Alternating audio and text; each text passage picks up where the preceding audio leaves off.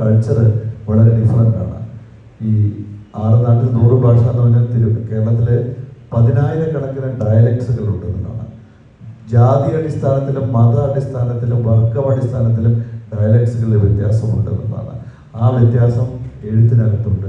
ആ വ്യത്യാസം സിനിമയ്ക്കകത്ത് കൊണ്ടുവരുമ്പോൾ അത് മനസ്സിലാക്കിയെടുക്കാൻ വളരെ കുറച്ച് ബുദ്ധിമുട്ടുണ്ട്.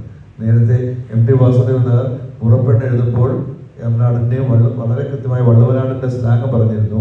ആ വള്ളുവനാട് സ്ലാങ് തിരിച്ചറിയുമോ എന്ന് ചോദിച്ചിട്ടുള്ള, അതായത് അവർ തമ്മിലുണ്ടായിരുന്ന കോൺഫ്ലിക്റ്റ്, പി ഭാസ്കരനും MT തമ്മിലുള്ള കോൺഫ്ലിക്റ്റ് എന്ന് പറഞ്ഞത് ഈ ലാംഗ്വേജ് ഇങ്ങനെ പറയുമ്പോൾ ഈ തെക്ക് ഭാഗത്തുള്ള ആൾക്കാർക്ക് മനസ്സിലാവുമെന്നുള്ളത്.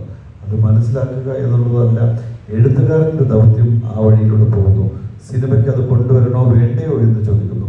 പുതിയ കാലത്ത് പ്രാദേശിക ഭാഷകൾ ഉപയോഗിച്ചുകൊണ്ട് പറഞ്ഞു പോകുന്ന സിനിമകൾ ഉണ്ടാവുന്നുണ്ട്.